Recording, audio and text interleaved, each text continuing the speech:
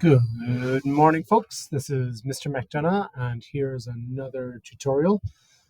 In this tutorial, we're going to go over bringing a DXF into Onshape, and then we're going to add some graphics, and this is pertaining to the Marble Maze project. So I've got on Lightburn open. Did I say Onshape earlier on? I made a mistake. I apologize. We're going to bring a DXF into Lightburn. So we have MakerCase over here, and we created this box. We downloaded the DXF. We then brought it into Onshape, and then from Onshape, we then exported it as a DXF, and here we have it. I'm going to take that DXF and bring it over here. Now I'm going to, before I enlarge it, I want to add some graphics to this over here. So I found this image that I thought would be really cool to put on the sides.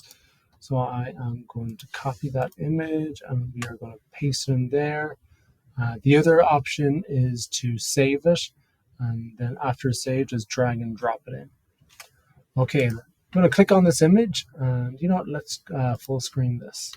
I'm going to click on this image and I'm going to go Tools, and we are going to go Trace Image.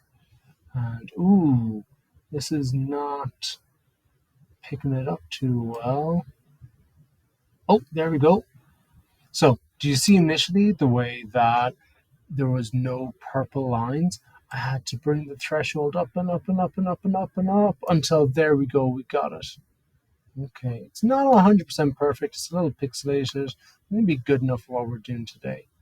I'm going to make sure that I click this button, delete the image after I trace it, and press OK. And now we can see that image is now a vector. That's pretty cool. I'm going to take that vector and change it to blue because I'm going to engrave that. And we can see that each one of these elements are all tied together. So when I click on one, all of these are selected. We want that. Okay, I'm going to drag it down here and I'm going to do a little trick. I'm going to select both this piece and this. And I'm going to say, hey, I want both of you to share the same center point. So now this is in the very center. I like that, but that doesn't take into account that this here is a little bit, we're going to have a piece of wood there. That may or may not be something that you're concerned about. I'm going to leave it for right now. What I'm going to do is I'm going to highlight both of them and I'm going to group them together. So now when I select one, they both are now selected. And I'm going to be a little cheeky here. I'm going to delete this piece because I know it's the same as this. And then I'm going to take this, copy and paste it. There we go, we just duplicated it. Okay. So what I'm now going to do is I'm going to ungroup those because I want to take this and I want to copy and paste it. I just use Control C and Control V. And I'm going to take these, and I'm going to group them back together. I want them to not be grouped. Okay, let's take this, center them up. Ooh, they're already pretty centered. I like it. And then I'm going to take this, delete it, take this, group it, Control C, Control V to copy and paste it.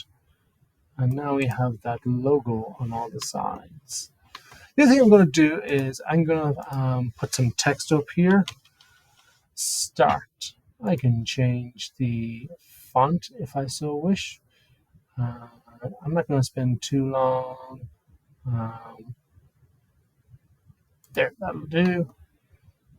But it's a little large, isn't it? So let's move it over a little bit. And then there we go. We can see now that the size of this is now 22 millimeters in width and 7 millimeters tall. You know what? I'm going to see if I can squeeze that into 16 millimeters. The reason why I'm doing 16 millimeters is because that's going to be the width of all of the passageways. Then, yeah, let's move it over here a little bit. Okay, I'm going to move it up a little bit. There we go. Yeah, pretty happy with that. Okay, next thing I need to do is all of these black lines need to change to red. Now, unfortunately, if I just select them all, these blue elements are going to change to red. So I'm going to have to ungroup them again. Okay, take all this, change it to red. Red is going to be cut out, blue is going to be engraved. Okay, this is looking pretty good. Okay, double checking our power and speeds. So to engrave our MDF, we're going to use a speed of 300 and a power of, we can go anywhere from 20 to 30. 20 is going to be fine. If we did 30, it would just be a deeper engrave. Now to cut our 3mm MDF, we are going to change that to a speed of 22 and a power of 55. Okay, and this is ready to cut out. Okay, folks, I hope that helped. Have a great day.